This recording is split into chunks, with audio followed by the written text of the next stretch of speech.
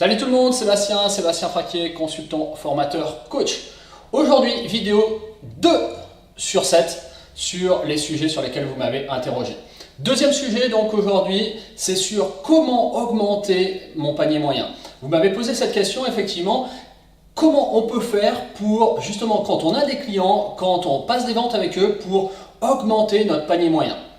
Je vais être sincère avec vous, j'ai une clé qui est très simple mais très efficace. Pour l'avoir testé, pour l'avoir vécu, pour l'avoir essayé, pour l'avoir fait essayer, je sais à quel point ça fonctionne. En fait, augmenter votre panier moyen, ça va vraiment dépendre de nous. Ça va dépendre de notre volonté à déjà proposer ces ventes. Alors pour moi, ma clé, elle est simple. Je vais vous la donner tout de suite. 100% du temps,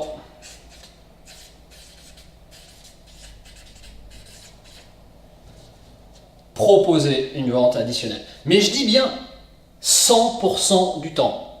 Combien les amis? 100% du temps. À 100% des clients, je vais proposer une vente additionnelle.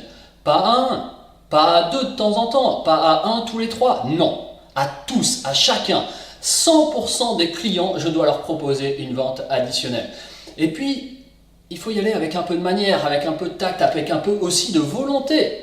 Et avec ceci, vous prendrez quoi? C'est bien, peut-être en boulangerie ou à la charcuterie. Mais si on va aller un peu plus loin, c'est y apporter quelque chose. J'ai remarqué tout à l'heure dans vos besoins que vous auriez aussi éventuellement ce besoin-là ou telle chose. Qu'est-ce que vous en pensez? Écoutez votre client et répondez à ses attentes. Et vous allez voir quand il vous énonce ses attentes, ses besoins, vous allez déceler plusieurs petites choses qui vont vous aider aussi à faire votre vente traditionnelle. Mais surtout, vraiment surtout, 100% du temps, proposez-leur un produit supplémentaire. Petite anecdote, petite histoire vraie que j'ai vue en formation il y a quelques années en arrière, alors que je formais des auto-entrepreneurs. J'avais une personne comme ça, un monsieur qui était entre 40 et 50 ans et qui faisait des marchés et qui vendait du fromage sur les marchés. Et il me disait, je vends mes fromages, ça se passe plutôt pas trop mal, j'ai des clients, ils viennent régulièrement, ça se passe bien, et puis d'une semaine à l'autre, ils reviennent, donc ils sont plutôt contents. Le problème, c'est que mon chiffre d'affaires n'est pas suffisamment important. Et là, je lui ai posé la question, mais à vos clients qui vendent des fromages comme ça, qui achètent des fromages, pardon, vous leur vendez combien de fromages? Il me dit, je leur en vends un, puis ils sont contents parce qu'ils achètent toujours les mêmes fromages, ça leur plaît, c'est le fromage qui leur convient. Super. Qu'est-ce qui se passerait si systématiquement, 100% du temps, vous leur proposiez un deuxième fromage? Il me dit, je sais pas en fait, j'ai jamais vraiment essayé. Et moi je suis sûr, je vous dis sincèrement qu'il y a à peu près au moins, au minimum, un client sur 5, 20% qui vont acheter un deuxième fromage.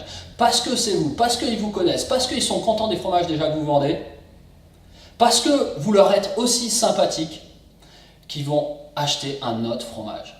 Mais si je ne le propose pas, alors ils ne l'achèteront pas. Je vous dis 1 sur 5, pour moi c'est vraiment le bas de l'échelle. Mais peut-être qu'il y en aura 1 sur 3 qui va acheter. Et du coup, effectivement, on passe à 30% de produits vendus en plus, qui peut être peut-être 30% de chiffre d'affaires en plus. Donc du coup, pensez-y, soyez conscients, c'est à vous de faire le job, c'est à vous de proposer. Et 100% du temps, 100% des clients, je vais proposer une vente additionnelle. Salut tout le monde!